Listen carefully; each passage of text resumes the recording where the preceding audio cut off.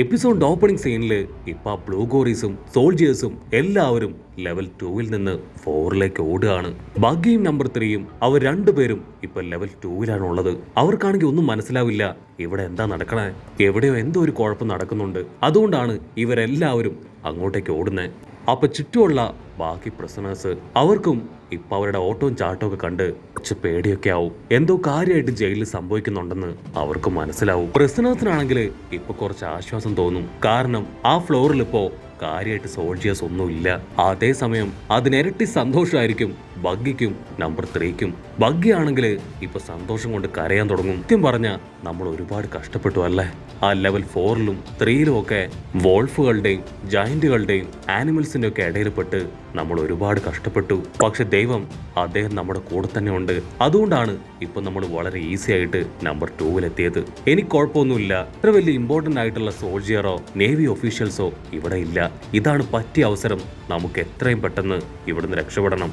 Number 3 ആണെങ്കിൽ ഇപ്പൊ കാര്യമായിട്ട് എന്തൊക്കെ ആലോചിക്കും. സംഭവം നമുക്കിപ്പോ സിറ്റുവേഷൻ വളരെ ഫേവർ ആണ്. പക്ഷെ എടുത്തു ചാടി നമ്മൾ ഒന്നും ചെയ്യാൻ പാടില്ല എന്ന് പറഞ്ഞ് അവൻ വാക്സ് വെച്ച് കുറെ കീ ഒക്കെ റെഡിയാക്കുകയാണ്. അതിനുശേഷം അവർ രണ്ടുപേരും ചേർന്ന് എല്ലാ സെല്ലുകളിലേക്കും പോയി അവർക്ക് ആവശ്യമായിട്ടുള്ള കീ വാക്സ് കൊണ്ട് തന്നെ ഉണ്ടാക്കി ഇവരുടെ അടുത്തേക്ക് ഇട്ടുകൊടുക്കും. കമോൺ കമോൺ, എത്രയും പെട്ടെന്ന് ഈ സെല്ല് തുറന്ന് പുറത്തേക്ക് വായോ. മുൻപ് നിങ്ങൾ പേടിച്ചതുപോലെയുള്ള ആരും ഇപ്പൊ ഇവിടെ ഇല്ല.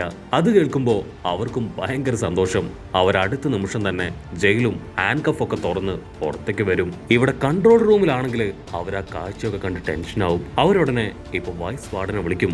വാർഡൻ 2-ല് ഭയങ്കര പ്രശ്നങ്ങൾ നടക്കുകയാണ്. രണ്ടുപേര് ചേർന്ന് ഉള്ള പ്രിസണേഴ്സിനെ മുഴുവൻ തുറന്നു വിട്ടുകൊണ്ടിരിക്കുകയാണ്.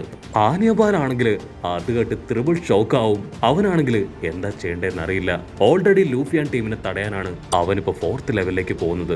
അതിനിടയിൽ വേറെ രണ്ടുപേര് ഇപ്പൊ 2nd ലെവലില് അവിടെ ഇപ്പൊ കുൽസിത പ്രവൃത്തിയിൽ ഏർപ്പെട്ടിരിക്കുകയാണെന്നുള്ള വാർത്ത കേട്ട് അവൻ തലയ്ക്ക് ഭ്രാന്ത് പിടിച്ചു നിൽക്കും. വൈസ് വാർഡൻ പറയും, എന്നെ കൊണ്ട് എന്തായാലും ഇപ്പൊ അവിടേക്ക് വരാൻ പറ്റില്ല. നിങ്ങൾ ബാക്കിയുള്ള സോൾജിയേഴ്സ് ചേർന്ന് 2nd ലെവലിലെ പ്രോബ്ലം അത് സോൾവ് ചെയ്യേ. ഒരു കാരണവശാലും പ്രിസണേഴ്സ് പുറത്തേക്ക് രക്ഷപ്പെട്ടു പോകാൻ പാടില്ല. അവിടെ ഇനി ആകെപ്പാടെ ബാക്കിയുള്ളത് 3 സോൾജിയേഴ്സ് ആണ്. അവരിനി എന്ത് ചെയ്യുന്നു പറഞ്ഞ് പരസ്പരം ഡിസ്കസ് ചെയ്യുമ്പോഴായിരിക്കും ലെവൽ 2-ന്റെ മെയിൻ സെല്ല് തുറന്ന് ഒരു കൂട്ടം പ്രിസണേഴ്സ് അവിടേക്ക് വരുന്നത് കാണാം. മറ്റൊരു ഭാഗത്ത് ബഗ്ഗിയും നമ്പർ 3യും അവരാണെങ്കിൽ ഭയങ്കര കാൽക്കുലേഷനിലാണ്. എങ്ങനെയെങ്കിലും പ്രിസണേഴ്സിനെ അവരുപയോഗിച്ച് സോൾജിയേഴ്സിനെ ഡൈവേർട്ട് ചെയ്ത് ഇവിടുന്ന് രക്ഷപ്പെടണം. നീ ഒട്ടും ടൈം വേസ്റ്റ് ചെയ്യാനില്ല എന്ന് പറഞ്ഞ് അവരിപ്പോ മാസ്സായിട്ട് നടന്നു വരും. അങ്ങനെ അവരുടെ മാസ് നടത്തമൊക്കെ കൺട്രോൾ റൂമിലിരുന്ന് ഓഫീസേഴ്സ് അവരങ്ങനെ സൂം ചെയ്തിരുന്ന് കാണും.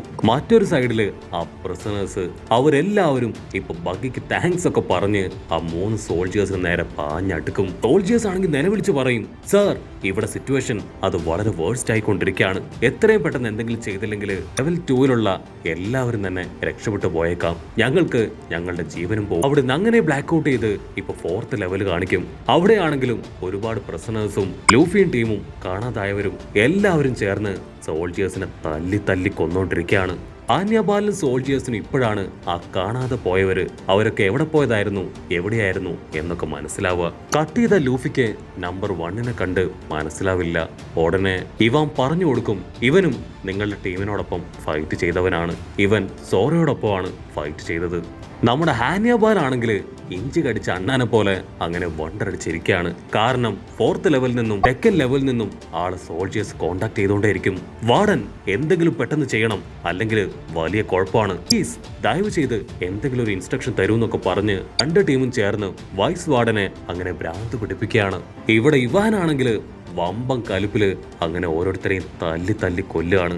ലൂഫി ആണെങ്കിൽ ഞങ്ങൾ നേവി ഹെഡ്ക്വാർട്ടേഴ്സിലേക്ക് പോയേ തീരുന്ന് പറഞ്ഞ് നിലവിളിക്കും. കട്ട് ചെയ്ത ഇപ്പൊ എയ്സിനെ കാണിക്കും. അവിടെ വൈസ് അഡ്മിറൽ അവനോട് പറയും, ഇനി നീ എന്തൊക്കെ ചെയ്തിട്ടും കാര്യമില്ല, നിന്റെ വിധി അത് കുറിക്കപ്പെട്ട് കഴിഞ്ഞു. അതുപോലെ തന്നെ നിന്റെ ബ്രദർ അവനിപ്പോ ഇമ്പിൾ ടൗണിലും ഒരുപാട് പ്രോബ്ലംസ് ക്രിയേറ്റ് ചെയ്യാണ്. പക്ഷെ ഒരു കാര്യം, അവൻ ഒരു കാരണവശാലും ഇനി രക്ഷപ്പെടാൻ പോകുന്നില്ല. എയ്സിനാണെങ്കിൽ പ്രത്യേകിച്ച് ഭാവവ്യത്യാസം ഒന്നുമില്ല. അവൻ പതിയെ മുകളിലേക്ക് നോക്കും. അപ്പൊ ആകാശം അങ്ങനെ കത്തി എരിയുന്നതായിട്ട് അവൻ കാണും. കപ്പൽ പതിയെ ആ ടൗണിലേക്ക് അടുക്കും. അവിടുന്ന് അങ്ങനെ ബ്ലാക്ക് ഔട്ട് ചെയ്ത ഇപ്പൊ സെൻഗോക്കുനെ കാണും. ആളുടെ അടുത്തേക്ക് ഒരു സോൾജിയർ വന്ന് പറയും, ബ്ലാക്ക് ബിയർഡ് അദ്ദേഹത്തെ കാണാനില്ല. എന്തൊക്കെ സംഭവിച്ചാലും 5 മണിക്ക് തന്നെ എക്സിക്യൂഷൻ നടത്തിയേ പറ്റൂ. ആക്ച്വലി ആ ബ്ലാക്ക് ബിയർഡ് അവനിപ്പോ സ്ട്രെയിറ്റ് ആയിട്ട് ഇമ്പിൾ ടൗണിലേക്കായിരിക്കും പോയിരിക്കുക. ഇതുപോലൊരു ഷിപ്പ് അവിടേക്ക് വരുന്ന കാര്യം ആരും പറഞ്ഞിട്ടില്ല. സോ സോൾജേഴ്സ് ആണെങ്കിൽ അവരുടെ കപ്പലിനെ കടത്തി വിടില്ല. ബ്ലാക്ക് ബിയർഡ് പറയും പേടിക്കേണ്ട ആവശ്യമില്ല, ഞങ്ങളും നിങ്ങളെ സപ്പോർട്ട് ചെയ്യാനാണ് ഇവിടേക്ക് വരുന്നത്. പക്ഷെ സോൾജേഴ്സ് സമ്മതിക്കില്ല. ബ്ലാക്ക് ബിയർഡ് ആണെങ്കിൽ അപ്പോഴും അടങ്ങാതെ ഇപ്പൊ ഡാർക്ക്നെസ് ക്രിയേറ്റ് ചെയ്ത് ഒരുപാട് സോൾജേഴ്സിനെ അതിലില്ലാതാക്കും. കാര്യം വഷളാവുന്നെന്ന് മനസ്സിലാക്കിയ ബാക്കി സോൾജേഴ്സ് അവരോടി വന്ന് അവനെ ഷൂട്ട് ചെയ്യാൻ റെഡി ആയിട്ട് നിൽക്കും. അടുത്ത നിമിഷം ബ്ലാക്ക് ബിയർഡ് അവൻ ചാടി വീണ് ആ സോൾജേഴ്സിനെ അടിച്ച് തെറിപ്പിക്കും. അതിനുശേഷം അവൻ അവന്റെ പവർ ഉപയോഗിച്ച് ഇൻവിസിബിൾ ആക്കിയ അവരെ എല്ലാവരെയും തിരികെ അവിടേക്ക് തന്നെ കൊണ്ടുവരാണ്. പക്ഷെ എന്താ, അവർക്കിപ്പോ ബോധമില്ല. അവൻ ചെയ്യുന്നത് വലിയ തെറ്റാണെന്ന് അവൻ അറിയാം. പക്ഷെ വെച്ച കാല് അവൻ പുറകോട്ട് എടുക്കില്ല. അവൻ അടുത്ത ഗേറ്റിന് മുൻപിലേക്ക് വരും. പക്ഷെ സോൾജേഴ്സ് ആണെങ്കിൽ ആ ഗേറ്റും വലിച്ചടയ്ക്കും. അപ്പോഴായിരിക്കും അവനവന്റെ ബ്ലാക്ക് പവർ അതാ ഗേറ്റിന് അടിയിലൂടെ കൊണ്ടുവന്ന് ആ ഗേറ്റും തകർക്കാൻ ശ്രമിക്കുന്ന അവരുടെ ശ്രദ്ധയിൽ പെടുക. വൈസ് വാർഡൻ ആണെങ്കിൽ ഈ പ്രശ്നങ്ങളൊക്കെ അറിഞ്ഞ് തലയ്ക്ക് ഭ്രാന്ത് പിടിച്ചിരിക്കുകയാണ്. ഇനി എന്ത് ചെയ്യും? ഓരോരോ വയ്യവേലികള് കപ്പലും എടുത്ത് ഇവിടേക്ക് വരികയാണ്. എങ്ങനെ പോവാണെങ്കിൽ ഇമ്പിൾ ടൗൺ അതിനെ ഉണ്ടാവും തോന്നില്ല. എനിക്ക് ഇവിടെ വൈസ് വാർഡനായിട്ട് ഭരിക്കാനും പറ്റില്ല. ലെവൽ 4-ലാണെങ്കിൽ ലൂഫിയാൻ ടീം, ലെവൽ 2-ല് ബഗ്ഗിയും നമ്പർ 3-യും പ്രിസണേഴ്സും. അതും പോരാഞ്ഞിട്ട് ഇപ്പൊ കപ്പലും പിടിച്ചു വന്ന ബ്ലാക്ക് ബിയർഡ്. ഇത്രയും വലിയ പ്രശ്നങ്ങൾ എന്നെ കൊണ്ട് ഒരിക്കലും ഒറ്റയ്ക്ക് ഹാൻഡിൽ ചെയ്യാൻ കഴിയില്ല. ആ ബ്ലാക്ക് ബിയർഡ് അവനൊരു വാർലോർഡാണ്. അവനെ സാധാരണ സോൾജേഴ്സിനൊന്നും അത്ര എളുപ്പത്തിൽ തടയാനോ പറഞ്ഞു മനസ്സിലാക്കാനോ കൺട്രോൾ ചെയ്യാനൊന്നും പറ്റില്ല. ഉടനെ അടുത്തുള്ളൊരു സോൾജിയർ അനിയാബാലോട് ദേഷ്യപ്പെട്ട് പറയും, സാർ, നിങ്ങളിങ്ങനെ വെറുതെ നോക്കിയിരുന്നിട്ട് യാതൊരു കാര്യമില്ല. എത്രയും പെട്ടെന്ന് എന്തെങ്കിലും ചെയ്തിട്ടില്ല എങ്കിൽ ഈ ഇമ്പിൾ ടൗൺ അതിന് കാണാൻ പോലും ഉണ്ടാവില്ല. അനിയാബാലിനാണെങ്കിൽ അവന്റെ ആ സംസാരം ഒട്ടും ഇഷ്ടാവില്ല. You are unbelievable. ഞാൻ ഈ ജയിലിലെ വൈസ് വാർഡനാണ്. നീ വെറും ഒരു സോൾജിയറാണ്. എന്നെ ഭരിക്കാനുള്ള അധികാരമൊന്നും നിനക്കില്ല. അപ്പൊ കറക്റ്റ് ടൈം വാർഡൻ ഇപ്പോ വൈസ് വാർഡനെ കോണ്ടാക്ട് ചെയ്യും. വൈസ് വാർഡൻ ടെൻഷനായി, വാർഡൻ നിങ്ങൾ എവിടെയാണ്? ഇവിടെ നടക്കുന്ന കാര്യങ്ങളൊന്നും നിങ്ങൾ അറിയുന്നില്ലേ? എന്നെ കൊണ്ട് ഒറ്റയ്ക്ക് ഇതൊന്നും ഹാൻഡിൽ ചെയ്യാൻ പറ്റില്ല. അതിനാള് പറയും, സെക്കൻഡ് ലെവലിലെ പ്രശ്നം അത് ഓൾമോസ്റ്റ് എന്റെ പോയിസൺ വെച്ച് ഞാൻ സോൾവ് ചെയ്ത് കഴിഞ്ഞു. ഇവിടെ പ്രശ്നം ഉണ്ടാക്കിയവരെ എല്ലാവരെയും എന്റെ പോയിസൺ ഉപയോഗിച്ച് ഞാൻ കൊന്നിരിക്കുകയാണ്. അവർക്ക് ഇനി സർവൈവ് ചെയ്യാൻ കഴിയില്ല. പക്ഷെ കുറച്ചു പേര് എന്റെ കണ്ണു വെട്ടിച്ച് രക്ഷപ്പെട്ടു പോയിട്ടുണ്ട്. അപ്പൊ ലോങ് ഷോട്ടിലായിട്ട് രക്ഷപ്പെട്ടു പോയ നമ്പർ 3-യെയും ബഗ്ഗിയെയും കുറച്ച് പ്രിസണേഴ്സിനെ കാണിക്കും. അവന്റെ കയ്യിൽ നിന്ന് രക്ഷപ്പെട്ടു എന്ന് പറഞ്ഞ് ആ മെയിൻ ഡോറിന് മുൻപിലേക്ക് വരും. പക്ഷെ അവിടെയാണെങ്കിൽ ആ വാർഡൻ അവൻ പോയിസൺ വെച്ച് ആ ഡോർ മുഴുവൻ സീൽ ചെയ്തിരിക്കുകയാണ്. അവർക്കത് ബ്രേക്ക് ചെയ്ത് പുറത്തേക്ക് പോകാൻ പറ്റില്ല.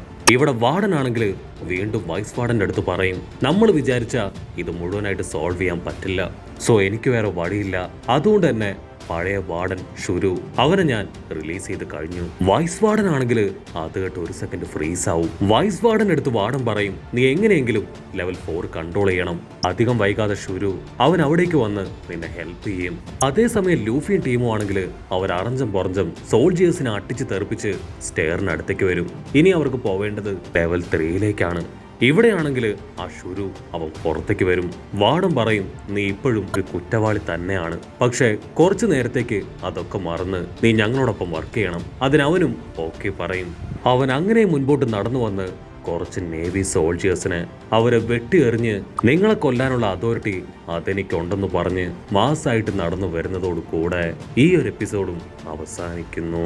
എപ്പിസോഡ് ഇഷ്ടപ്പെടുകയാണെങ്കിൽ തീർച്ചയായിട്ടും ലൈക്ക് ചെയ്യാനും കമന്റ് ചെയ്യാനും ഷെയർ ചെയ്യാനും മറക്കല്ലേ. അടുത്തൊരു അടിപൊളി എപ്പിസോഡുമായിട്ട് കാണുന്നവരെ it's me with Mallu episode.